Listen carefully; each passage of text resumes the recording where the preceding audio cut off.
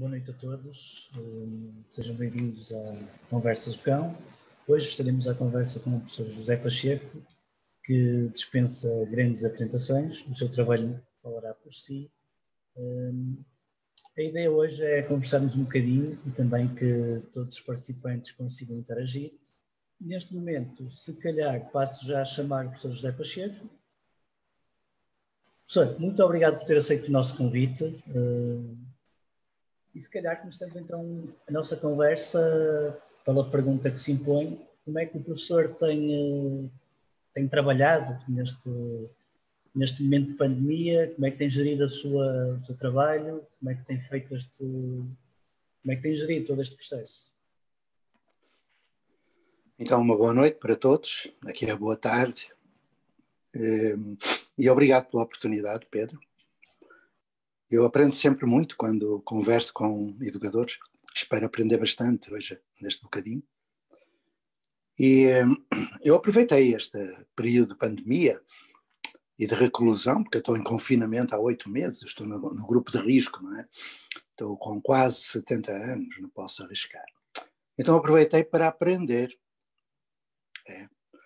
Eu vivo a minha vida a aprender. E ao aprender, tentar ajudar outros que também querem aprender. Então o que poderei dizer-te é que tudo aquilo que eu possa dizer aqui, e espero que haja muitas perguntas, para que eu saiba o que querem dizer, que eu diga, tudo que eu possa dizer tem a ver com o trabalho que eu venho realizando, não só no Brasil, mas em Portugal, por exemplo. Eu vou em maio, Portugal, em abril, maio em Portugal, trabalhar com vários projetos. E quando começou a pandemia e as escolas, ou melhor, os prédios das escolas ficaram fechados, porque escolas não são prédios, escolas são pessoas, não é? E eu recebi muitos pedidos de ajuda de professores que estavam angustiados. Os professores são pessoas sensíveis e eles não conseguiam estabelecer contacto com os seus alunos. Então eles me pediam ajuda. Eu disse-lhes que poderia ajudá-los porque os projetos que eu acompanhava antes não sofreram qualquer alteração com a pandemia. Eles ficaram muito interessados e perguntaram-me como é que eu poderia ajudá-los. Eu perguntei: o que é que vais sabes fazer? E eles disseram: nós sabemos dar aula. Eu disse: isso é bom. Então, vamos dar aula. E eles perguntaram: mas você dá aula? Eu disse: eu não. Há quase 50 anos deixei de dar aula, mas não é isso que vós sabeis fazer. É. Então, eu tenho que valorizar o que vós sabeis fazer. É a vossa competência, como já foi a minha. E, portanto, podereis participar em aulas remotas. E assim foi. Eu acompanhava vários projetos antes, como continuo, e sugeri que cerca de 150 professores, 150, mais ou menos isso, de cerca de 7 países, acompanhassem um dos projetos que eu acompanhava. Então vou descrever rapidamente o que aconteceu e onde eu aprendi também. E toda essa gente aprendeu e vós podereis também aprender. Foi assim. No dia 13 de março, eu pedi, já no Zoom, com 150 ou mais professores a observar, eu pedi a 7 professoras com quem eu trabalhava, que eram professores de uma escola secundária, para estabelecerem contacto com os seus alunos. Era uma turma de 38 jovens, 38. E elas tentaram estabelecer o contacto. No dia 14, no outro Zoom, com mais de 200, depois aumentava o número de espectadores, né? Eu dei outra aula. Eu perguntei se já tinham tido contacto e as 7 professoras responderam que conseguiram atingir 26. Tinham perguntado à escola os contactos do WhatsApp, de e-mail, etc. Eu disse-lhes então a segunda instrução. Então, contactai com esses 26 e perguntai a esses 26 se algum colega da turma mora junto deles, no apartamento do lado, no prédio, na rua, no bairro. E assim foi. No dia 14, as 7 professoras, estabeleceram contacto com os 26 e conseguiram alcançar mais 10. Ou seja, chegaram no segundo dia a 36 dos 38. O que aconteceu nesse dia? Quando receberam contacto das 7 professoras, esses alunos já vinham de trás com autonomia e sabendo muito bem gerir as tecnologias digitais. Eles eram autónomos, eles sabiam fazer pesquisa, eles sabiam elaborar roteiros de estudo, eles sabiam construir tudo aquilo que é suposto que um aluno em paradigma da aprendizagem conheça. E o que eles fizeram foi o seguinte: houve casos em que o colega morava no apartamento ao lado. O que é que ele se fez? Meteu uma máscara, já estavam preparados para isso. Nós preparamos-nos para a pandemia. Logo a partir do princípio de março, quando começou a constar. Aliás, pandemia é um dos conteúdos, um dos objetivos, uma das áreas que são trabalhadas no currículo de ensino secundário. Mas, pelos vistos, eles ouvem aula, mas não aprendem. Bom, nem aprendem a lavar as mãos, que é uma coisa fundamental em tempo de pandemia. Bom, adiante. Eu não estou a dizer mal dos professores, estou a questionar a existência da aula, da turma e tudo mais. Pronto. Mas é pacífico. Eu tenho um filho que dá aula e é um excelente profissional. Pronto. Então, vamos lá, a ver se eu concluo. Esse um aluno que foi contactado, dos 26 do primeiro dia, soube que um colega que morava no apartamento ao lado, ou no primeiro andar, no segundo, foi ter com ele, perguntou: porquê é que tu não estás em contacto? E ele explicou: eu não tenho internet. O que é que esse fez? Fez um Wi-Fi universal, um hotspot, e passou a internet para outro. Tão simples.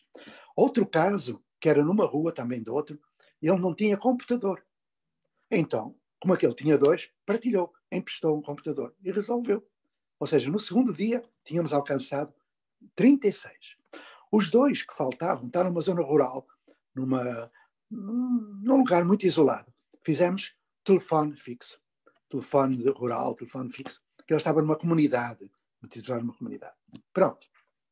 O que aconteceu?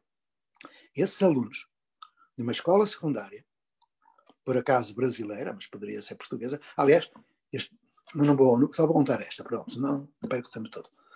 Esses alunos não perderam um dia de aprendizagem. Inclusivamente feriados, sábados e domingos, porque eles não precisam de estar com o professor permanentemente.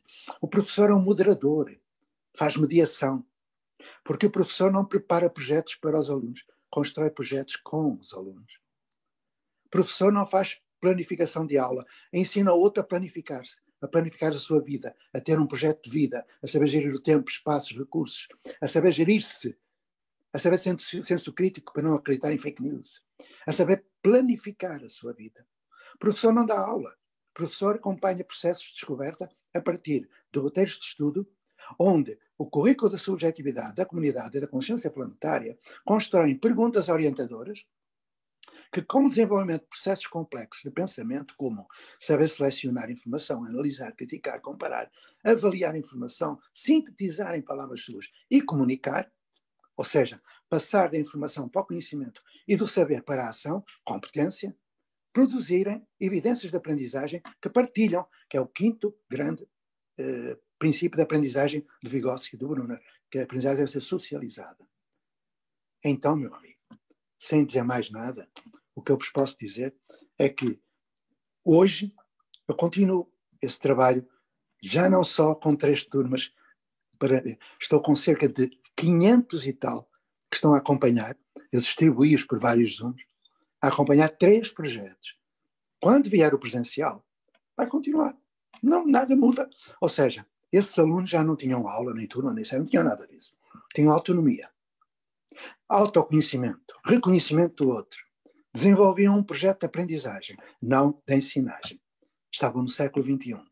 E quando voltar o tempo de ir para a escola aqui no Brasil, que é no próximo ano, em fevereiro, porque aí já foram os loucos, não é? Que foram para dentro de salas de aula fazer o quê? Levar o vírus, claro, já está tudo aí variado. Bom, eles vão para o prédio da escola, quando precisarem, e ficam em círculos de vizinhança, quando não precisarem para o prédio da escola, porque o presencial e o remoto se completam, não são incompatíveis, eles se completam. No ensino remoto, ou melhor, na aprendizagem remota e na proximidade, através de projetos projetos de vida, projetos de descoberta. Bom, mas já falei disso. Vamos adiante, vamos a outra pergunta.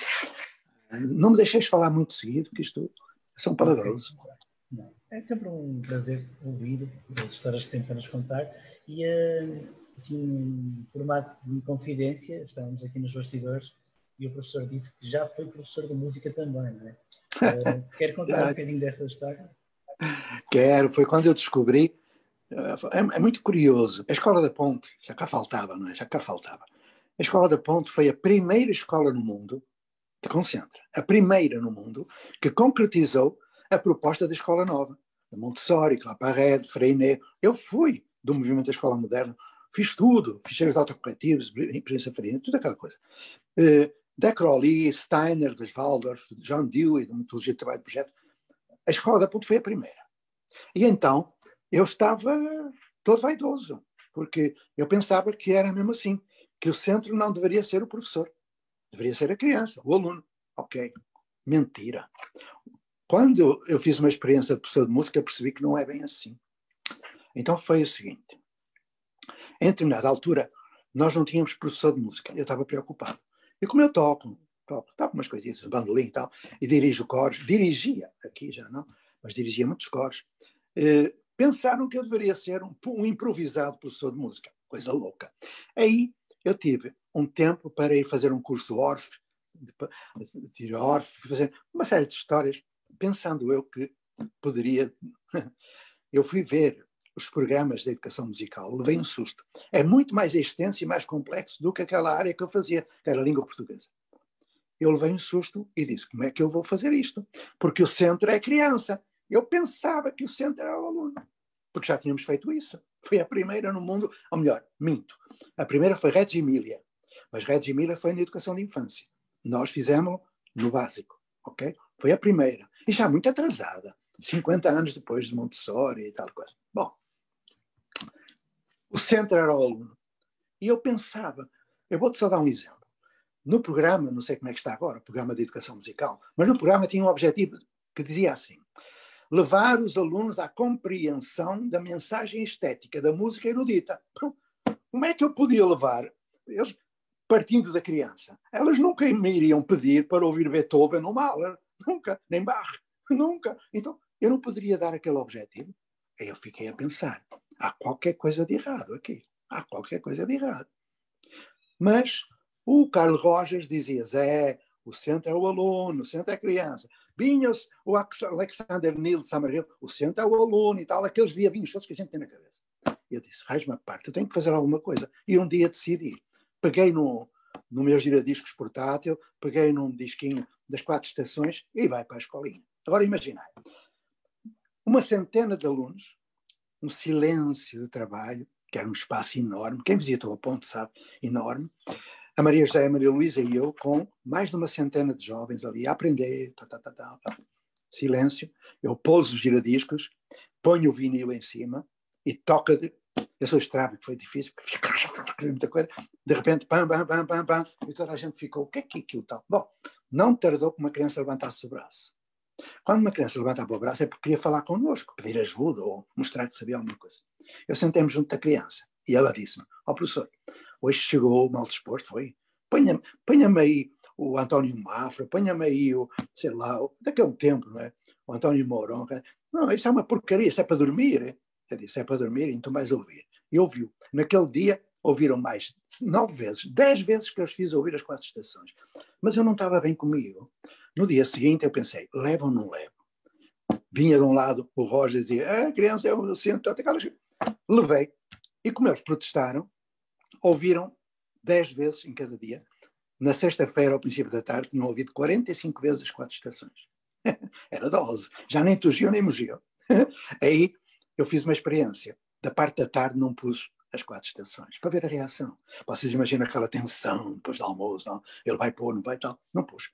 Não levou 10 minutos, eu vejo num canto do salão, enorme, vejo 5 crianças de mão dada, numa rodinha, dançando. Eu fui-me aproximando e o que eu escutei foi isto.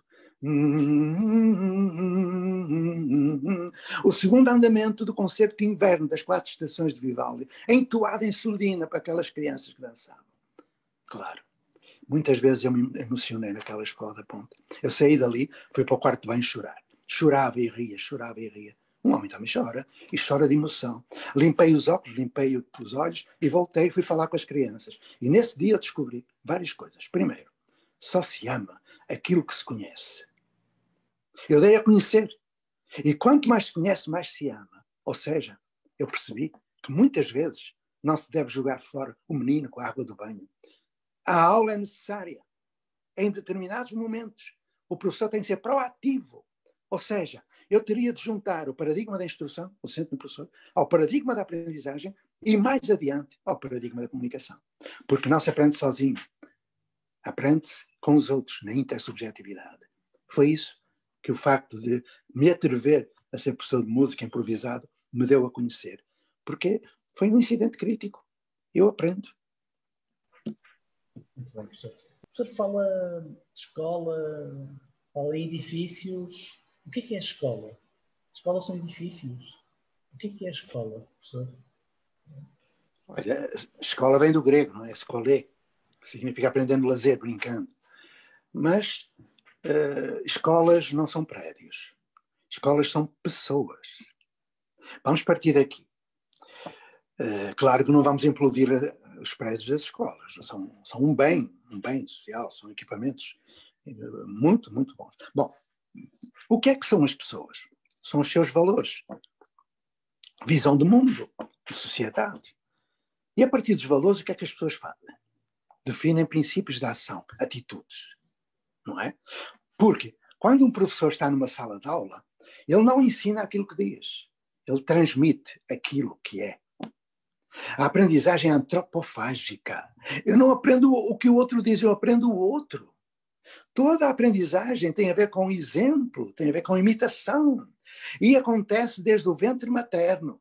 Quando o pai põe a mão no ventre da mãe, a criança sente, existe um vínculo. Porque o vínculo em educação integral não é apenas cognitivo, ele é afetivo, emocional, ético, estético, espiritual até. Então, como as pessoas têm os seus valores e os seus princípios, eles se juntam para criar projetos. E os projetos humanos são sempre coletivos. Ninguém faz nada sozinho. Então, escolas são coletivos que partilham valores, princípios, que podem ou não definir um território físico, que podem ou não se juntar na internet, que é uma sociedade, não é ferramenta, embora façam para aí uso como ferramenta, com usos digitais e coisas que tais, e aulas híbridas, não sei, não servem para nada, enfim, que Deus lhes perdoe. Então, escolas são pessoas. E quando partimos deste axioma, nós temos que compreender que as pessoas aprendem em qualquer lugar. Temos que fazer 7 grandes perguntas. Quem aprende? Quem é que aprende? É o sujeito da aprendizagem. É aquele que tem significado, vê significado no objeto que estuda.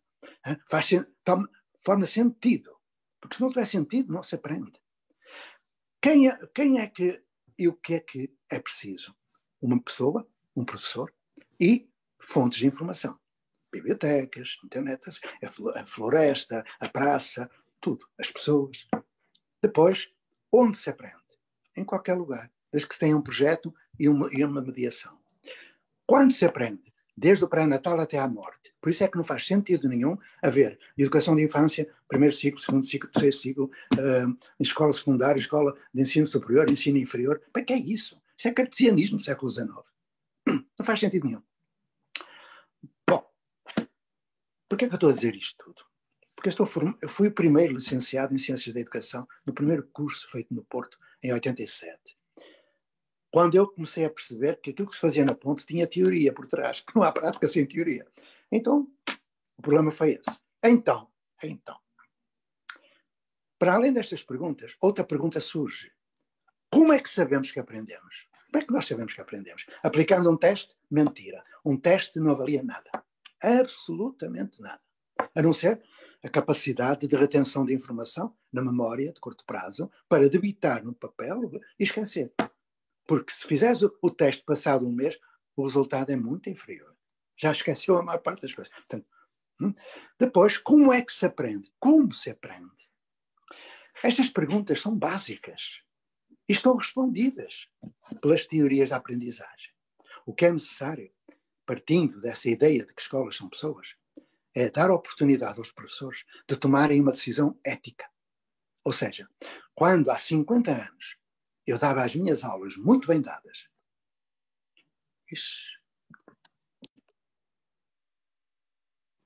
pois entrou aqui alguém que quer estragar esta coisa. Eu tenho muita gente que não me quer ouvir, portanto deve ter sido alguém. Estou brincando. Bom, adiante.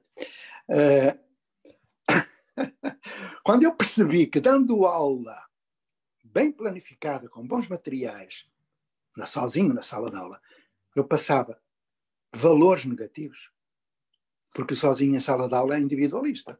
E transmite individualismo, transmite autonomia, transmite heteronímia.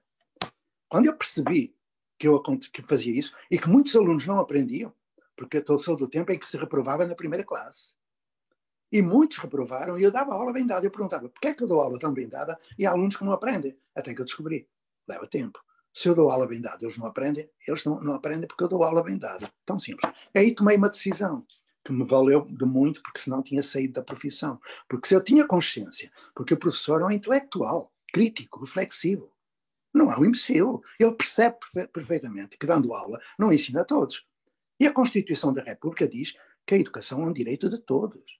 Então está a privar o outro do direito. Então não pode continuar dando aula. Não pode ter turma nem série, nem nada disso. Tem que mudar. Mas tem que mudar sem fazer da criança cobaia de laboratório. Tem que mudar fundamentando aquilo que faz, dentro da lei, com outros. Foi isso que eu tomei. Uma decisão ética. Eu não poderia continuar a fazer o que fazia sabendo que ia condenar muita gente à ignorância, ao insucesso. Então, a partir daí, tudo é possível. E o convite fica já para quem me estiver a ouvir. Se quiserem que este velho, irascível, chato, insuportável que eu sou, cada vez mais, porque eu acho curioso que há muito tempo atrás, por volta de 1975, eu tive um grande... Não interessa. E eu disse isto que eu vou dizer agora.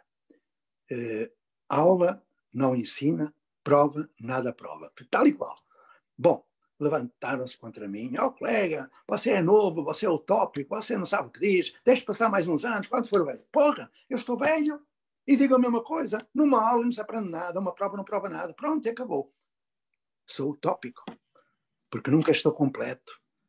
Há um tempo atrás perguntaram, você não está aposentado? Sim, estou reformado. E está a fazer o quê? Sim, estou a ajudar a fazer projetos. Perguntaram, qual é o projeto que está a fazer? Eu estou a fazer agora um projeto de redes de comunidades de aprendizagem. Está bem. E quando acabar esse projeto, deixa de fazer projetos? Não, faço outro. Qual? Um projeto para acabar com as comunidades de aprendizagem. Deve haver outra coisa melhor depois, porra. Todo mundo é composto de mudança, tomando sempre novas qualidades e não se muda, já como se via. Sarabá, Luís de Camões, no século XVI. Então, porra, se está tudo a mudar, para que é que a gente está a dar aula? A aula é um escândalo epistemológico no século XXI. Vamos fazer uma educação do século XXI. Posso deixar o meu e-mail? Dizem que é um ato suicida, mas eu deixo.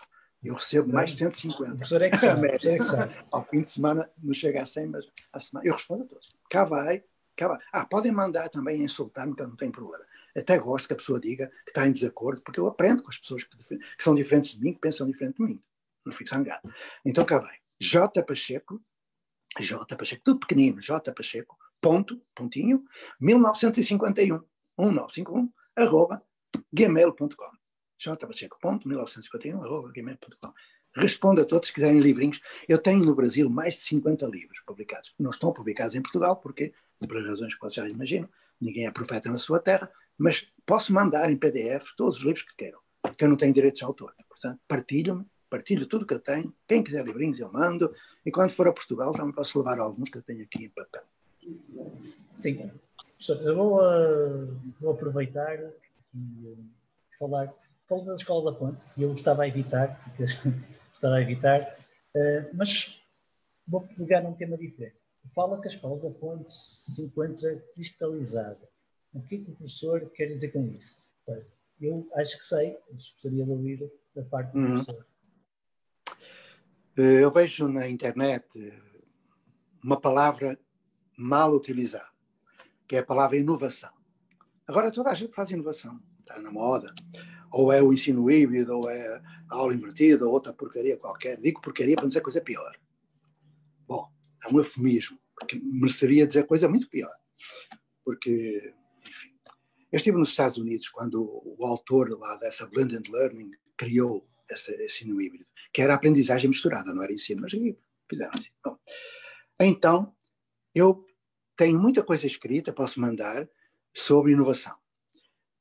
Eu não falo o que está nos meus livros. Quem quiser, sabe ler. Pô, sabes ler, não vou falar, não sou papagaio para dizer, escrevi, está escrito, agora a pessoa lê, e depois se tiver dúvidas eu falo com ela.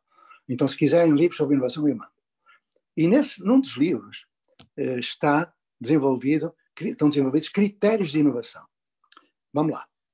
Em 1976, a Escola da Ponte produziu uma inovação. Mas antes, houve um processo de mudança. Ou seja, há uma disponibilidade para mudar, porque toma-se consciência de que é preciso mudar, muda-se, e a mudança foi passar do paradigma de instrução para o paradigma da aprendizagem.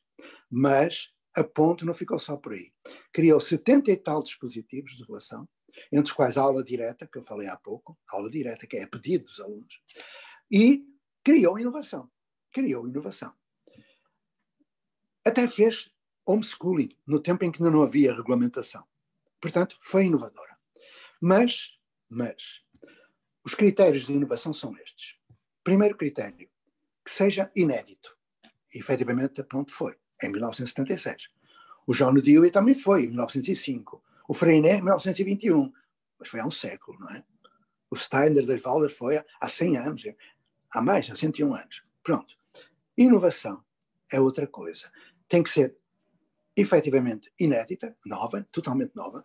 Tem que ser replicável, porque se for um projetinho ali, outro lá, e aí a Ponte perdeu porque ficou uma ilha. Mas eu tenho um grande respeito pela Ponte. Um grande respeito por aquela gente que lá está, que sofreu muito com esses ministros idiotas como o Crato e outros que tais. Ok? É idiota. Vou dizer outra vez. E podem dizer que eu disse. É idiota. Pronto. Eu nem entendo nada de educação e foi ministro. Mas isso, que Deus perdoe, que eu não perdoo. Replicável, mas com uma condição. Que seja instituinte. Ou seja, um projeto de inovação nunca pode cristalizar. Elas têm que estar sempre em fase instituinte, sempre a rever-se, sempre a avaliar-se, sempre a desenvolver-se. Compreendes? Depois tem que ser sustentável. Na ciência, e aí a Ponte perdeu um pouco o ritmo, porque está junto da Escola Nova apenas, não avançou, por exemplo, para Simon Papert, para o Paulo Freire, não avançou para o Lauro de Oliveira Lima, para o Agostinho da Silva, não avançou para o Zima, nem para o Castro, nem para Maturana, ficou ali. E muito bem, é uma excelente escola, ok? Mas ficou ali.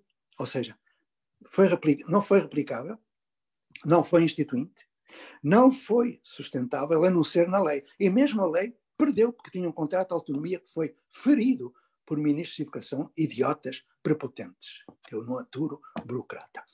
Finalmente, tem que ser útil. Ou seja, tem que garantir o direito à educação a todos, porque se não for, não é inovação. Ou seja, tem que ser uma nova construção social. Ensino à distância, não. Aprendizagem na proximidade.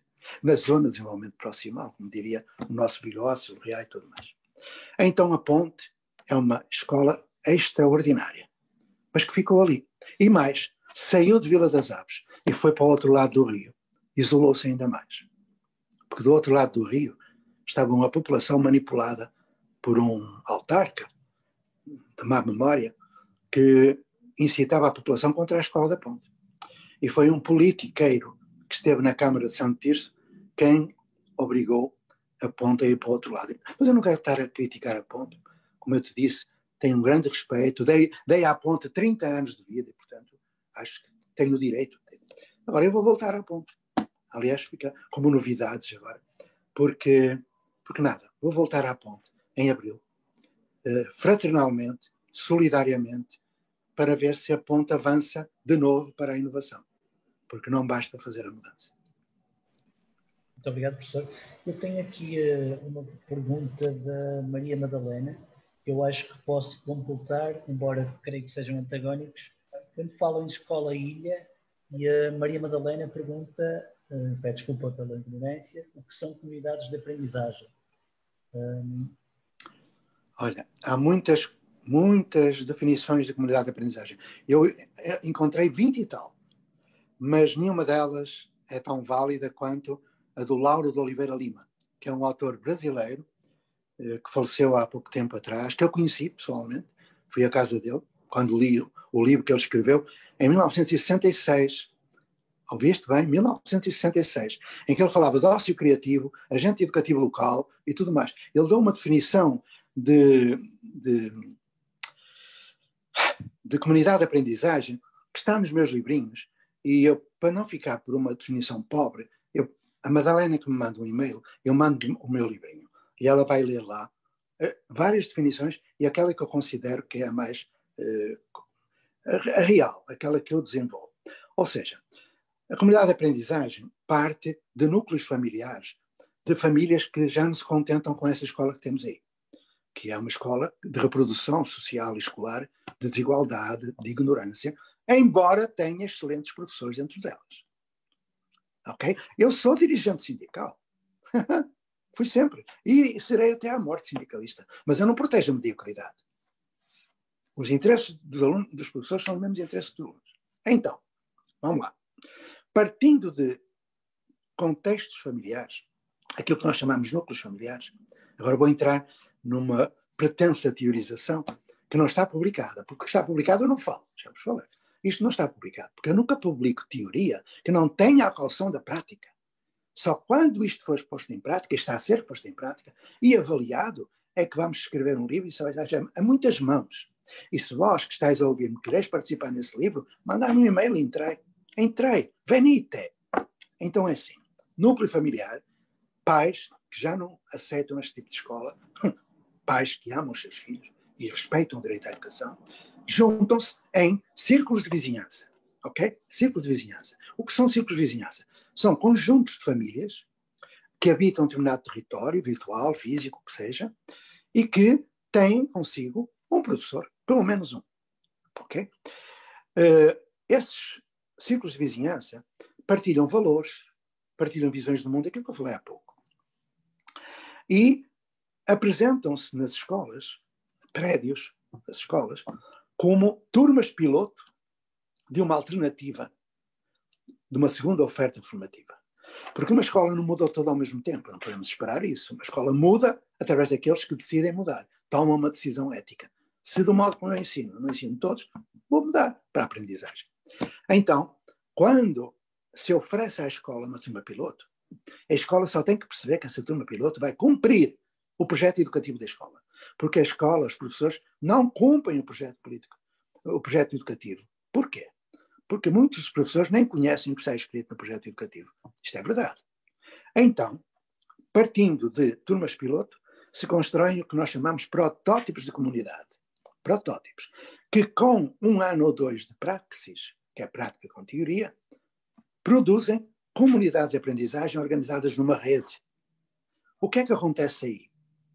Partilha, trabalho presencial e remoto, projetos que geram sustentabilidade nos círculos de vizinhança, partindo de problemas concretos e ajudando a resolvê-los. Eu posso contar uma história que é melhor, porque aquilo que eu estou agora a começar a dizer está nos livros. Eu não gosto de falar dos livros, é chato. Se eu escrevo para as pessoas lerem. E elas sabem ler. Foi assim. Então pode ser esta. Eu estava numa escolinha, agora vou falar do Brasil. Estava numa escolinha e entrou uma menina no espaço onde eu estava. Nessa escola não havia aula nem turma. Era uma escola que eu acompanhava. Uma escola que eu fui apresentar em toda a Europa, na Ásia, nos Estados Unidos, que foi considerada uma das 10 escolas de vanguarda de uma educação do século XXI. E esta. Então a menina entrou e disse para a tutora: fulana, eu acho que já sei fazer raiz quadrada. Acho que já sei fazer. Eu vou fazer uma pergunta, Pedro. Tu tiveste aula sobre raiz quadrada, não tiveste? Tiveste. Fizeste testes. Não me envergonho aqui. Não me envergonho aqui. Não envergonho a ti. Envergonho toda a gente e não envergonho.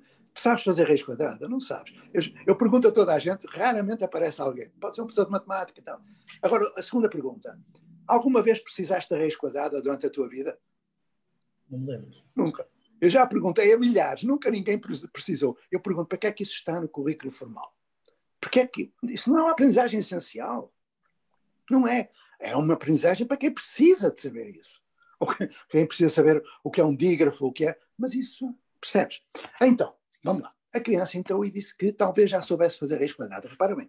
A tutora, o que é que faz? Pega no iPhone, liga na câmara e põe a gravar em vídeo a conversa. E perguntou, o que é que tu fizeste? Não, porque é que tu foste aprender raiz quadrada? E ela disse, olha, é que lá na minha comunidade as pessoas fizeram um recinto de jogos para futebol de salão, para basquete, mas eles não sabem fazer medições, eles não sabem o que é um ângulo reto, não sabem o que é um semicírculo, não sabem o que é, percebes, uma circunferência e tal. E nós estamos a ajudá-los. Ela tinha-se organizado com um grupo, essa equipe tinha uma criança de 3 anos, essa que já vou dizer a idade, tinha um de 15, um de 17 e o avô de 62 anos. Era uma equipe fantástica. Então, a professora disse, o que é que já fizeste? Ela explicou, olha, no meu primeiro planejamento, quem planeja, quem planifica? É a criança, com o professor, com o tutor. Fui falar com o professor de matemática, o professor de matemática disse para ir à internet, um site, tal. E então foram conversando, e tudo a ser gravado em vídeo. Até que chegou um momento em que a professora perguntou, e o que é que tu queres que eu faça? Ponha-me aí uma raiz quadrada para ver se eu sei.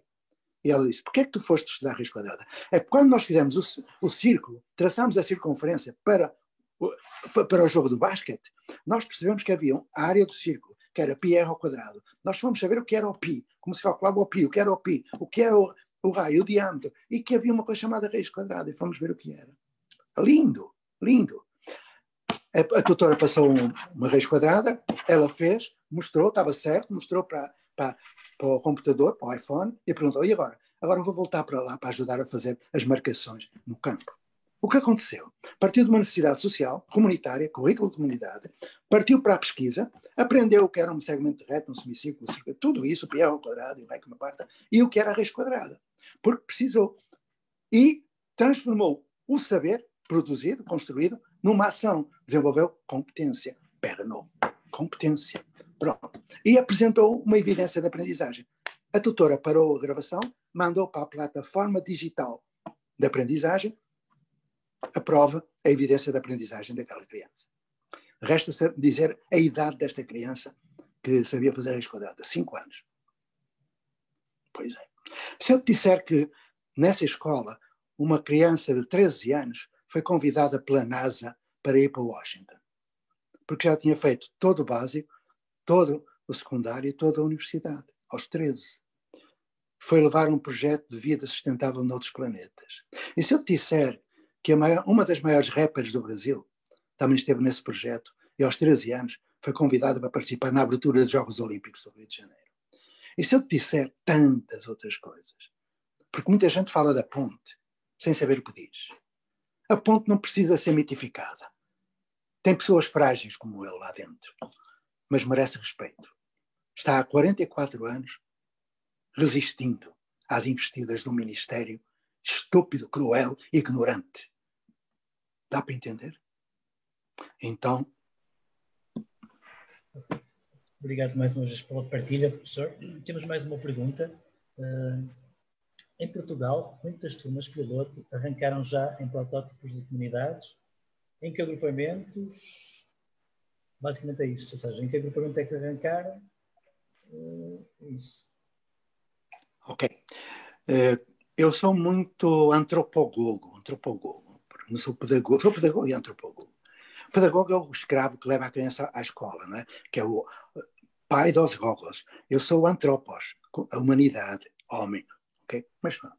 E nesse capítulo, eu gosto primeiro de experimentar no homem. É como uma vacina agora da pandemia.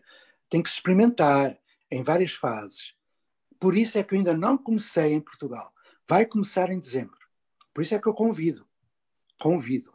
Vai começar em dezembro, porque eu já fiz no Brasil. Eu já sei como se faz. Mas o Brasil é o Brasil, não é Portugal. Não podemos comparar, nem podemos repetir. Quando me pedem no Brasil, vamos fazer a escola da ponte no Brasil, eu digo, não. Não, eu não gosto de réplicas. Eu gosto de criatividade. Gosto de inovação. Então, em dezembro, eu vou trabalhar, posso dizer-vos as regiões. E quem dera que outros que estão a escutar-nos quisessem, porque juntarei. Olha, posso dizer que um dos lugares é no Concelho de Faf. Pronto. Outro, Concelho de Viana do Castelo. Outro, Matosinhos. Outro, Porto. Outro, Vila das Aves. Eu vou voltar à ponte.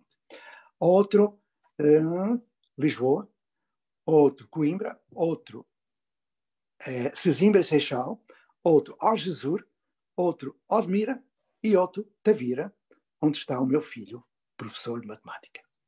Eu vou ter o prazer de acompanhar o meu filho ao cabo de 22 anos de serviço, que ele consiga emancipar-se da porcaria da aula da turma e que a escola dele, ele é do conselho diretivo do agrupamento, ok? Apanhou Covid-19 também, lógico, porque não se protegeu, mas pronto.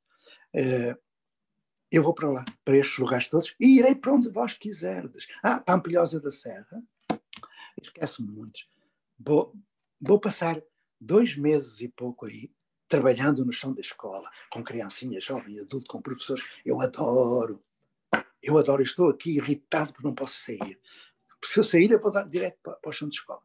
Então, meus amigos, querem mandar-me um e-mail, eu meto-vos no péripo, falo com o amigo João fala convosco, eu irei onde vós estiveres. Mas antes, iremos criar a turma piloto à distância. E depois iremos fazê-la presencialmente. Combinado? Esqueci-me de dizer quem é que colocou a questão, foi a Júlia. Obrigado, Júlia. Temos agora uma da Thais Vieira. Gostava de saber um pouco sobre o processo de avaliação da aprendizagem dos alunos. Idealmente, como é que as avaliações devem ser feitas? Pergunta a Thais Vieira. Ok. Também tenho livrinhos sobre isso. Tenho livros sobre tudo. Olha, dizia um grande teórico da avaliação, Nunziati, ele dizia que a escola deve mudar através da avaliação ou nunca poderá mudar. E é verdade. A avaliação é processual, a avaliação é formativa, contínua, sistemática. Um teste não é formativo, é seletivo, é excludente, não é contínuo, é periódico e não é nada.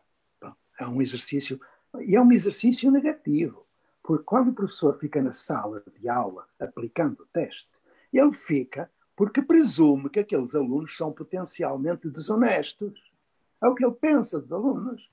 E como o professor não transmite o que diz, transmite aquilo que é, ele está a transmitir valores. Está a transmitir valor. O não verbal fala mais alto que o verbal. O valor da deslealdade, da mentira, da falsidade, da corrupção. Está a deseducar. Ou seja, um teste não serve para nada. Ainda por cima é um momento de má educação. Pronto. Mas eu assumo a responsabilidade, porque eu sou individualmente responsável pelos atos do meu coletivo. Eu sou responsável por esses professores que aplicam teste e ficam na sala. Eu sou responsável. Meia culpa. Então, ora o que é que tu perguntaste? Avaliação. Tenho muita coisa escrita, eu mando-vos, mas vou dizer alguma coisa que não está na escrita. Perguntaram uma vez a uma criança, já agora recomendo 2 vídeos. O primeiro vídeo é este. Quando sinto que já sei. Quando sinto que já sei, há um conjunto de 7 vídeos, 7 projetos que eu ajudei a fazer. 7. O outro vídeo que eu recomendo é Destino Educação Projeto Âncora. Destino Educação Projeto Âncora. Vale a pena. Ok? O primeiro é de 2013, este é de 2014. Mas, no Projeto Âncora, foi feito um filme muito maior. E chama-se Quando Sinto que Já Sei. Está na internet. É gratuito. E o título do filme não aparece no filme, mas eu assisti à gravação. O realizador, em determinada altura, vê uma menina a passar e pergunta: olá, aqui não há avaliação? E a criança respondeu: avaliação temos, não temos é prova, teste, que o teste não prova nada. Ela já estava catequizada, claro. Aí o realizador pergunta: como não prova nada? Não, eu vou-lhe explicar como é que se faz a avaliação. E ela disse exatamente o que eu vou dizer. Olha, quando eu sinto uma necessidade, um desejo, um sonho, quando a minha comunidade sente, eu falo com a minha tutora e construímos um projeto de vida, um projeto de comunidade. Sabe o que é um projeto? Começou a explicar tudo. E então nós vamos para a pesquisa, vamos para a biblioteca, vamos para a internet, vamos falar com pessoas, vamos observar a natureza, tudo isso. Então, e o realizador, pois, e depois? E depois, quando eu sinto que já sei, repara bem, quando eu sinto que já sei, eu faço comunicações, partilho o que sei com os outros. Repara bem, estamos nos antípodas da competitividade. Porque para eu entrar na universidade, muitos ficam cá fora. Que raio de mentalidade, de competitividade negativa. Quando dizem que as competências do século XXI são a cooperação, a empatia, o rei que uma parte, o que é que fazem? Fazem os jovens competir uns contra os outros, ficam em rankings, fazem comparações grosseiras de seres humanos. O que é isto? Confundem avaliação com classificação, dão uma nota sem saber como fazem.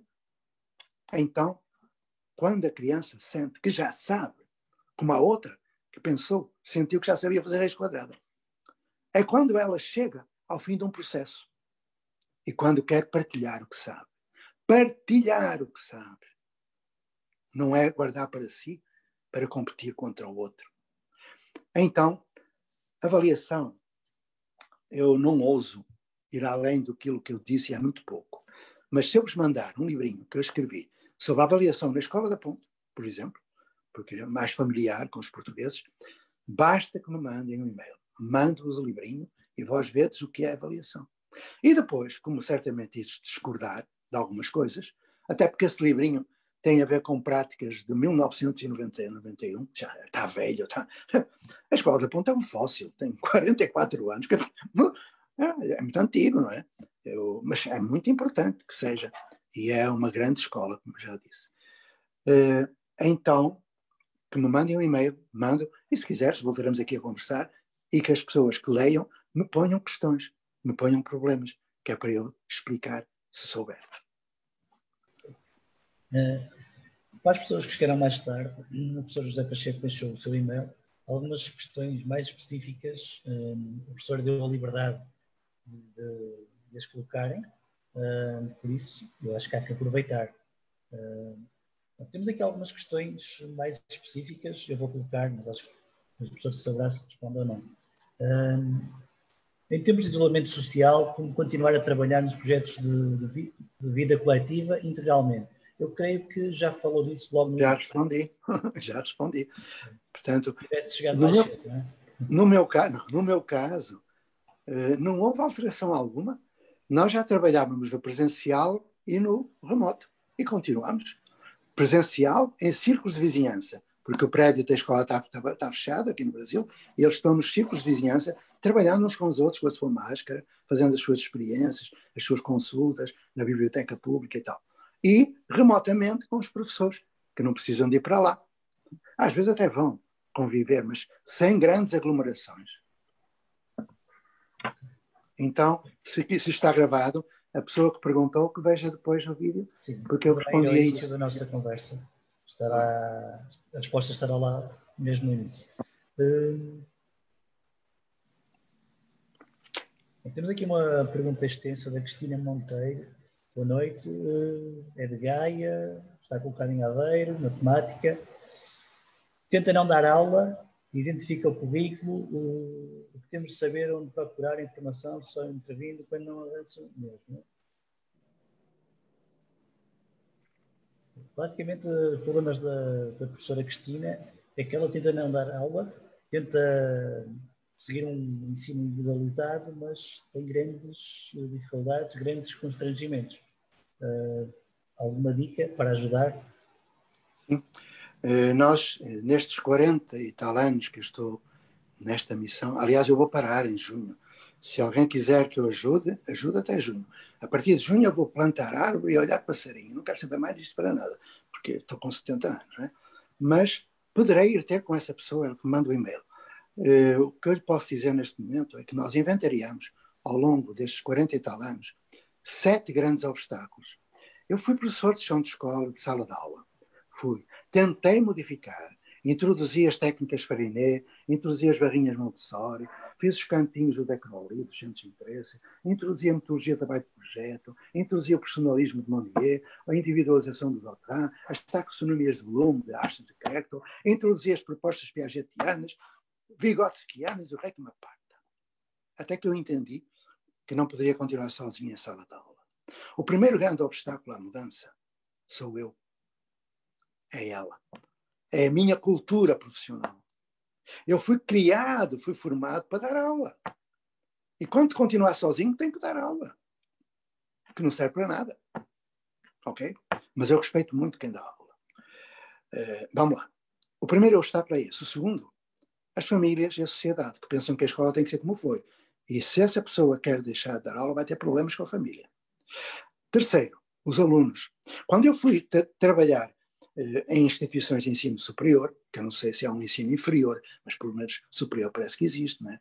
Essa porra de chamar ensino superior à universidade é bem, bem delicada. Se houver algum ensino superior, é o jardim de infância. Ok, então vamos lá. Só que está tudo invertido. E atenção, os maiores amigos que eu tenho são do ensino universitário. António Novo, Manuel Salme, toda essa gente. Rui Canário, Rui Trindade. Estão lá, estão muito bem, são excelentes profissionais. Então, têm essas dificuldades, que é os alunos. Quando eu fui trabalhar na universidade, eu fiquei estranho, porque eu perguntei aos meus alunos, o que é que querem saber? Eles diziam, professor, aqui não é assim. Não é assim o quê? Aqui como é que é? Bom, já foi há muitos anos, há 30 anos, portanto agora penso que não é assim. Mas era assim, numa escola de formação de professores. Nem vou dizer qual é, não interessa. Mas são todas iguais. Aí eu perguntei, como é que é? Eles disseram, olha, aqui o professor entra na sala e projeta PowerPoint. Assim, projeta PowerPoint? E não pergunta o que é que vais querer saber para fazer projetos. Não pergunta. Então, o que é que ele faz? Ele lê o que está no PowerPoint. Eu disse, meus filhos, desculpa lá, vós sois analfabetos? Ou não sabeis ler? Sabemos. Então, para que é que o professor é papagaio a ler o que está no PowerPoint? Está no PowerPoint para as redes. E o que é que está no PowerPoint? Está o que o Piaget disse e tal. Oh, valha-me Deus. Para que é que nós vimos para aqui, para dentro de um prédio, ouvir um papagaio a ler o que está no PowerPoint, sobre o Piaget? Se podem ler os livros do Piaget na biblioteca ou em casa, bebendo um chazinho. Para que é que vem para aqui? Ouvir um papagaio. Bom, mas pior do que isso foi depois, quando eles me disseram que tinham que fazer um trabalho. Já agora, no Brasil, a intriga chama-se fofoca. Fofoca. Porque o que eu vou agora dizer a seguir tem a ver com a fofoca. Aí eu perguntei, mas como é? Estavam no último semestre da formação de professores. Iam ser professores. São professores agora. Agora têm para aí uns 50 anos de idade, ou 40 e tal. E aparecem muito na internet. O professor lembra-se de mim, sim, eu sou professora de matemática, fui seu aluno, tá bem, conhecia com 20, elas estão com 50, não posso. Não. Enfim, mas então eu perguntei, como é que é a avaliação? Tem exame, sim, não há exame, acabou o exame, vão fazer portfólio, ainda não era digital na altura, porque ainda não havia internet, estava a começar. Eu disse, vão fazer portfólio digital, expliquei-lhes que era aquilo, projeto e blá. Mas eles disseram que havia um trabalho que eles tinham de fazer. Um trabalho, que trabalho? Eles foram procurar lá na biblioteca 3 trabalhos de conclusão de curso, não sei o quê. E eu vi, eram todos iguais, todos fotocopiados, a capa era diferente, que era o nome de cada um, mas o resto era tudo igual, era tudo assim. E Piaget disse, e Vygotsky disse, meus filhos, porra, eu não sou intriguista, eu não sou fofoqueiro, quero lá saber o que é que Piaget disse. Se disse, acabou. E é muito feio andar a dizer aos outros o que é que o outro disse. Eu quero produção de conhecimento, porra. Isto aqui é cópia. Cópia não serve para nada. Olha-me este, andar a dizer que fulano disse, que Sincano disse, é terrível, não é? Porque o que é que eles vão fazer? Quando eles forem para o chão da escola, da sala de aula, o Piaget não está lá e o Vygotsky fugiu. Porquê? Porque é uma fofoca. A intriga dizer o que o outro disse é feio e não serve para nada. Bom, mas então, para acabar as dificuldades, o obstáculo maior é o da formação de professores. Ok? Porque essa colega, não duvido que ela quer realmente emancipar-se da porcaria da instrução, porque é mesmo porcaria, do século XIX, da primeira Revolução Industrial. Não tem nada a ver com a necessidade de chegar ao século XXI. Aula, instrução no século XXI é um escândalo epistemológico. É horroroso como é que as pessoas continuam sendo obrigadas a dar aula, porque são obrigadas.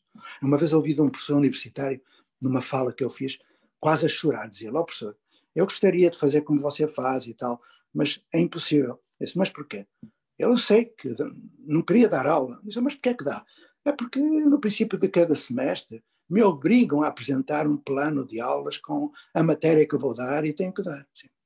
Mas onde é que está isso? Bom, o resto eu não conto, porque foi uma situação extremamente violenta, porque estava lá o coordenador do curso e eu peguei-me com ele, claro. Perguntei-lhe, onde é que você está? Em que século é que você está? Século XIX? Então vai embora. Adiante. Vamos lá. A formação de professores tem que ser isomórfica, ter a mesma forma, porque o modo como o professor aprende é o modo como o professor ensina. Ok? E então o que acontece? Eu vejo muitas vezes na internet cursos sobre metodologias ativas em sala de aula. É mentira, porra. Na sala de aula não há metodologias ativas, há inativas. E a quem dá o curso? Um doutor Zeco qualquer, uns PH deles, que não entendem, lê umas coisinhas lá e vai debitar. Nunca pôs os pés no chão da escola, mas vai dizer aos professores que lá estão como é que devem trabalhar nas metodologias ativas. É mentira. Por quê? Bom, porque nada. A formação tem que ser isomórfica, ou seja, o modo como o professor aprende é o modo como o professor ensina e vice-versa. Tem que considerar o formando não como objeto a quem se vai capacitar, a quem se vai transmitir algo, mas como sujeito de aprendizagem na sua dignidade de profissional da educação. Num projeto e com uma equipa. E mais, e não adianta nada estar a dar teoria para depois pôr na prática, porque não vai pôr. Não vai. Então, a teoria vem quando o professor reconhece a sua dificuldade de ensinagem, porque não há dificuldades de aprendizagem. Isso é uma invenção terrível, maquiavélica das ciências da educação e, sobretudo, da psicologia da educação. Não há dificuldades de aprendizagem, há dificuldades de ensinagem. Okay? Então, quando o professor sente essa necessidade, essa dificuldade, vai procurar na teoria, pega na sua competência de dar aula e usa a aula para acabar com a aula. É o que eu proponho a essa colega. Tem um e-mail, já sabe o que tem de fazer. Professor, temos aqui uma pergunta. Onde é que está? Que eu já tinha colocado aqui. Boa noite, é da Sónia. Tem algum livro sobre o trabalho cooperativo com exemplos? Pergunta a Sónia. Tem. Aliás, é um problema que eu tenho, porque parece que tem tudo. A verdade é que já cá estão mais de 50 anos de professor de chão de escola, não é? Então diz à Sónia que sim, que eu tenho coisas sobre cooperação, porque todo o trabalho feito na Ponte, por exemplo, ele tem uma matriz axiológica que tem a ver com solidariedade, responsabilidade social e autonomia. Portanto, o trabalho é todo cooperativo. Eu aprendo com o outro. O que mais? Posso ir embora? Já, deixa-me só colocar-lhe mais ainda tem gente a escutar? Porque tem, eu não quero estar a abusar da paciência das pessoas. Tem, sim, senhora. Temos aqui uma questão da Maria Madalena. Crianças de meios sociais favorecidos integram-se bem nas comunidades de aprendizagem? Ok. Então, para ser mais prático, vou contar uma historinha. De uma criança de uma região desfavorecida. Cá vai. Escola da Ponte. Há muita gente que desconhece que em 1976 eu fui trabalhar num casebre de um edifício do século XIX, reinaugurado pelo Sidónio Pais em 1918, que estava a cair de podre, que tinha buracos, tinha ratos a passar no chão, não tinha quarto de banho.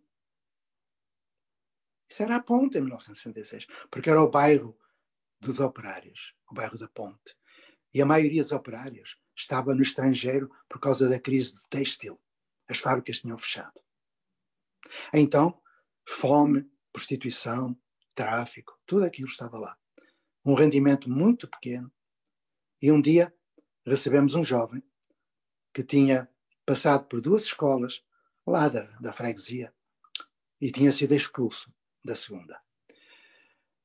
Ia para a Ponte tudo aquilo que as outras escolas jogavam fora. Não sei se sabem isso.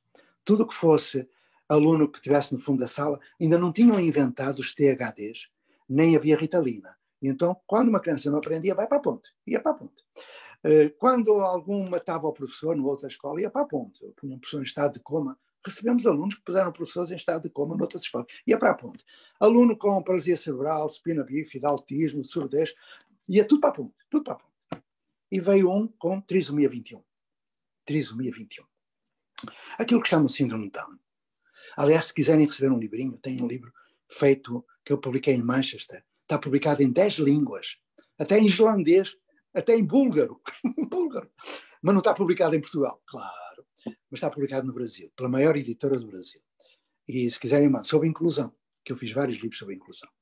Mas uma inclusão na prática, ok? Não é essa coisa que está para aí de inclusão, em que põe uma criancinha dentro da escola, mas não dá resposta. É o faz de conta da inclusão. E agora não. Pronto, vamos lá acabar, senão me perco nisto. Então, veio essa criança, de 9 anos, e eu perguntei-lhe, o que é que tu queres fazer? Ele respondeu, nada. Ok. O relatório que ele trazia de outra escola estava assinado por uma psicóloga e dizia que ele que tinha trisomia 21, que não sabia ler nem o nome dele, não identificava o nome, nem contava até 5, nem os dígitos, e que ele nunca iria aprender a ler. Profecia autorrealizada. É ou não é? Estupidez, não é? Então recomendava que ensinássemos a apertar os botões da camisa, a apertar os atacadores, aquelas poucas todas. Aí, como ele não queria fazer nada, eu perguntei-lhe o que é que tu queres ser. Não é quando fores grande. Perguntar o que queres ser quando for grande uma criança é insultá-la. Criança é, não vai ser. Então eu perguntei-lhe o que é que tu queres ser. Fui à pergunta fatal. Ele olhou para mim e perguntou: você é professor? E eu disse: sou. Eu nunca tinha ouvido esta pergunta, né? E ele perguntou a seguir: eu posso dizer o que eu quero ser? Repara bem, eu posso dizer. É isso que acontece quando eu pergunto a uma criança: o que é que tu queres fazer? Eu posso dizer. Porque já destruíram a aula, não é o professor, a aula. Destruiu tudo o que é curiosidade, tudo o que é pergunta. Ele não tem direito de perguntar. Mas na ponte tinha. E ele disse: eu quero ser guarda-redes. Ok. Fizemos um projeto de vida para ele ser guarda-redes. Ele, em pouco tempo, aprendeu a ler, a escrever, a contar, a fazer tudo. Fez o básico, primeiro ciclo, segundo ciclo, terceiro ciclo. Fez um técnico ao profissional. E agora, se quiserem saber quem é este jovem, que hoje tem 40 e poucos anos, vão à internet. No Mr. Google, abram o seguinte endereço: final do Campeonato Europeu de Futebol de Salão 2018. Portugal e Itália. Portugal ganhou. Vão ver quem é o guarda-redes da Seleção Nacional Portuguesa? É o André Mesquita. É esse jovem. Dá para entender como se trabalha? Não sei se me permite colocar-lhe mais algumas questões. Bom, comprei para aí. Você é que estás de noite, eu estou agora à noite. Okay. Pronto, temos aqui uma questão da Sónia Ramos Oliveira. Basicamente é uma questão sobre a formação dos professores. Quando a pessoa falou sobre os professores, ela coloca, sendo assim, temos que formar professores de um modo completamente diferente do que se faz hoje. Como podemos chegar aí? Eu estou a fazer vários processos formativos e é uma formação que parte do fazer. Fazer. Em que os professores não começam a aprender teoria para depois praticar. Eles partem de uma construção social que eu proponho, uma construção muito simples, e aplicam, e ao aplicar vão encontrar muita dificuldade, certamente, que eu não imagino, porque não há dois processos iguais. Cada ser humano é único e repetível, os professores também são. Então, posso convidar-vos para aquilo que nós chamamos Formação em Comunidades de Aprendizagem 3, que começa em fevereiro próximo e que já ajudou a transformar-se milhares de educadores que estão agora a fazer grandes projetos do paradigma da aprendizagem. Então, nessa formação, nós conseguimos assegurar que, formando como sujeito de aprendizagem, faça a transição de paradigma da instrução para o paradigma da aprendizagem. Isso é líquido. Em cerca de 1 mês e meio. Não precisa mais. Depois, se quiserem, poderão, a partir de julho, ir aos projetos que eu vou acompanhar em Portugal. Porque já aprendem em loco nesses projetos. Se quiserem vir ao Brasil, podem acompanhar os projetos de vanguarda, como dizem aqui, de comunidades de aprendizagem, que não há em Portugal, não há em lado nenhum. Os únicos projetos de comunidade de aprendizagem estão no Brasil. Ouviram bem? Não é essas comunidades de aprendizagem da Catalunha, do Ramo Fresco, isso não é nada. Isso não é nada. Isso é uma escola que continua a ter aula, turma, etc. Lá do século XIX, mas tem uma biblioteca estruturada, tem um projetinho semanal, tem uma tertúlia literária, tem uma parte, tem paliativos do velho modelo. Isso não é nada. Isso não é comunidade. Comunidade de aprendizagem só no Brasil. Por isso é que quando me perguntam por que você está no Brasil? Então você aqui em Portugal até é comendador da Ordem da Instrução Pública. O presidente quer lá saber. Eu entreguei a comenda na ponte porque o projeto da ponte não é meu, é de um coletivo. E mais, eu quero lá saber da comenda, eu quero lá saber da fama, eu quero ser útil. E vim para o Brasil exatamente por isso. Porque em Portugal, o meu filho levou mais de 20 anos para conseguir mudar. Ele é professor de matemática, em Tavira. Um grande homem. Ele, se calhar está a escutar, mas não quero ser puxa-saco, como se diz aqui. Eu costumo dizer que quando for grande quero ser como ele. É um homem de uma honestidade. É o meu orgulho, pronto. E é professor. E é membro do Conselho Diretivo do agrupamento. E sofre. Várias vezes ele tentou mudar, agora vai. Agora vai, porque eu em maio vou estar em Tavira. Vou estar lá 3 semanas. E vai mudar aquela coisa toda. Não só na escola dele, como em todo Portugal e Algarve. Ai, não duvidem. Então, se quiserem, juntai-vos, que desta vez vai. Eu só fico espantado. É como uma pessoa que eu considero uma pessoa inteligente, sábia, como o João Costa, aceita que se faça porcarias de projetos como aquele da flexibilidade e da autonomia, que não tem flexibilidade nenhuma, nem autonomia nenhuma. Fico bravo pelo silêncio das ciências da educação. É obsceno o silêncio das ciências da educação. Obsceno. Porque eles sabem muito bem como é que tem de ser, mas deixam que os burocratas façam aquilo que querem fazer. Bom, mas isso é um velho que está aqui, resinga, a barafustar. Então, já nem sei qual era a pergunta. Nem me interessa. Deixa-me só então, aqui uma pergunta mais prática. Como podemos inscrever nas formações em comunidades de aprendizagens? Podem inscrever-se através do meu e-mail, que eu depois passo-vos para as pessoas que fazem isso. E mais, no final do primeiro percurso, do primeiro processo, recebem praticamente uma acreditação, vamos chamar assim, de formador. Ou seja, vai multiplicar. Que eu não quero dependência. Eu quero é autonomia nos professores. E eles depois vão multiplicar tudo aquilo que aprenderam. Portanto, podem utilizar o meu e-mail, que eu depois passo para a instituição que faz isso. Portugueses já passaram por essas formações mais de uma centena. E estrangeiros, então, de 7 países que nós estamos. Nós estamos a trabalhar com Portugal, França, Estados Unidos, Austrália, Cabo Verde, Angola, Brasil e falta-me um, já não sei qual é. Não interessa. Então... Eu acho que... Deixa-me só relembrar que esta conversa estará depois disponível nas redes sociais, quer da Cooperativa ME, quer da Múltipla Escolha. Há aqui uma pergunta que eu acho engraçada, da Mafalda Aguiar. Boa noite, sou Mafalda Aguiar. Não sei se o professor José ainda se lembra de mim, do jantar dos amigos do comboio, há mais de 20 anos, onde ele fazia magia com moedas e palitos.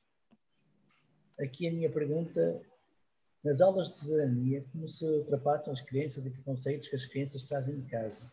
Beijinhos para ele. Mafalda, beijo, mulher.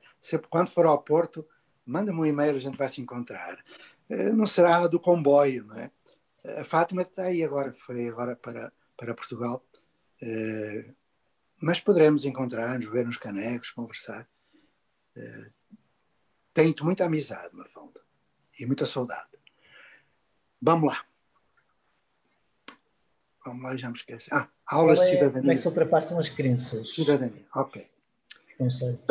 Há um erro muito grande que as escolas correm quando pensam que se pode educar para a cidadania. Nós não educamos para. Nós educamos-nos na cidadania, no exercício de liberdade responsável. Numa escola que disponha de dispositivos de relação que contribuam para uma formação cidadã plena. Quando eu era membro do Conselho Nacional de Educação, que também fui, aliás, eu fui presidente de junta, fui tudo aí. E quando eu fui do Conselho Nacional de Educação, por volta de 1998, 99, foi no final do século mesmo, a Teresa Ambrósio, que era a presidente, deu-me um presente envenenado, que era a proposta de reorganização curricular, quer que era do Marçal Grilo ou do Oliveira Martins, que era um ministro. E eu disse: o que é que tu queres que eu faça com isto? E ela, a saudosa presidente do Conselho Nacional, disse: José Pacheco, você é o único que pode fazer o parecer sobre este projeto de lei. E eu lá fui fazer o parecer. Quando abre aquela porra, dizia várias coisas. Era a área escola. Eu já tinha feito a área escola, a área escola não serve para nada. Era direção de turma, olha-me, Mateus. Era a questão dos ciclos, havia ciclos. Ciclo para quê? Nós fizemos, em 1976, a experiência das fases de escolaridade, fase única, 2 fases, depois fizemos os ciclos e percebemos que os ciclos não servem para nada, como as fases não servem para nada, como o ano letivo não existe, como o ano e tudo mais, não existe nada, e só existe na cabeça dos cartesianos burocratas. Pronto. Então, olhei para aquilo, mas o que mais me surpreendeu foi que a carga horária da educação para a cidadania eram 2 aulas semanais. E eu pus no meu parecer. Será que nós só aprendemos cidadania 2 horas por semana? Não aprendemos cidadania numa aula de matemática, numa aula de geografia, não aprendemos cidadania 24 horas por dia, 365 dias por ano? Por exemplo. Porque eu me baseei num projeto de 1991, que era o projeto da gestão flexível do currículo. E eu conheço muito bem o relatório que foi feito em 1995, que dizia que não valia a pena estar com esses paliativos de educar para. Não vale a pena educar para a cidadania. Educamos no exercício da cidadania. Então, o que nós fazemos é dar oportunidade a que os jovens imersos num contexto cidadão, onde tem assembleias, comissão de ajuda, caixa de segredos, tutoria, tem tudo o que precisam, em termos até neo-behavioristas, onde tem um tutor que o acompanha do princípio ao fim do percurso escolar, onde tem uma relação com a família que junta a família, a sociedade e o Estado, através da escola, porque não têm que estar separados. Aí há toda uma revisão de comportamentos que levam à criação de atitudes de solidariedade, compaixão, de respeito mútuo, tudo mais. Ou seja, a pessoa transforma-se, mas para isso precisa de viver imerso num contexto de cidadania, ou seja, responsabilidade. Tão simples. Por isso é que os nossos alunos construíram os direitos e os deveres, a Carta Magna. Por isso é que os nossos alunos faziam assembleias que pessoas que estão no Parlamento português deveriam aprender. Em particular esse do Chega, que é um idiota que anda para aí. Então, eu sou assim, digo tudo que me apetece. E quem quiser que se lixe. Se concorda, concorda, se não concorda, que me diga. É assim. Eu não sou omisso, nunca fui. E tenho uma grande consideração por esse sujeitinho, mas ele é um idiota. O idiota é aquele que só pensa em si. Idiota. Okay? E, portanto, é isso. Quando eu levei os meus alunos à Assembleia da República, eu arrependi-me. Porque eu pensei que eles fossem aprender cidadania. Sabes o que aconteceu? Vou-te dizer. Começou um aluno a dizer, professor, aquele deputado não está a dormir? Estava a dormir. Olha que ele está a fazer palavras cruzadas. Pois está a fazer palavras cruzadas. Olha que ele já havia os primeiros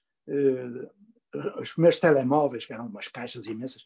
Alguns estavam a trabalhar no telemóvel quando o outro estava a falar. E um aluno meu dizia, professor, aquele está a falar lá na tribuna e este está a trabalhar no telemóvel, não está a ouvir o que o outro diz, como é que ele vai? Olha, aquele ali. Ou seja, eu disse, vamos embora, meus amigos. Porque esses indivíduos precisavam de ir à ponte ver como se faz uma assembleia. Onde se constrói cidadania. Dá para entender? Com todo o respeito que eu tenho por quem dá aula, por quem sofre na sala de aula e por quem quer transformar-se. Eu me partilho, eu me disponibilizo para os acompanhar até junho. Depois acabou.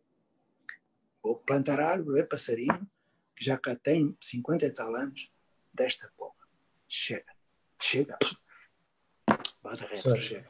Muito obrigado pela partilha. Deixa-me só dizer que a Mafalda aceitou o convite. Fica à espera. Então vamos mandar por e-mail, Mafalda. Devias saber se a Mafalda ficou com o meu e-mail. Tá bom? Nós pusemos aqui de lado o seu e-mail, por acaso as pessoas não tenham apanhado. É só andar para trás na conversa, no bate-papo. O e-mail está lá. Como eu já disse, isto ficará nas redes sociais. É só também andar para trás e conseguirão aceder ao seu e-mail. Muito obrigado pela partilha. Muito obrigado mesmo. A conversa já vai com 1h15.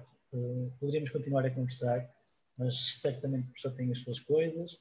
Eu gostaria muito de o convidar, se a pandemia nos permitir, para abril, o período em que está cá, poder participar do nosso congresso.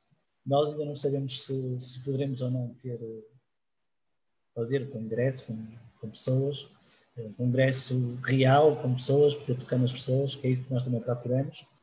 Mas se assim for possível, gostaria de o convidar desde já a participar neste congresso. Mandar-me um e-mail e eu passo para a pessoa que está a organizar o périplo, tá bom? Eu devo estar no Norte na última semana de abril. Okay? Obrigado. Temos aqui algumas pessoas a pedirem para não ir embora, queriam ficar mais umas horas a ouvi-lo. Agora, pronto, nós agradecemos. Podemos fazer depois de outra. Pois é isso. Podemos encontrar. Deixava aqui já a vontade de todos de marcarmos um segundo encontro. Mas resta-me agradecer-lhe mais uma vez, muito obrigado por este momento, por este bom momento, Espero encontrá-lo ao vivo e a cores em abril.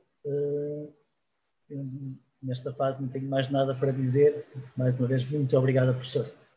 Nada, Pedro, muito obrigado eu. Namasté, fico à disposição. Sede felizes.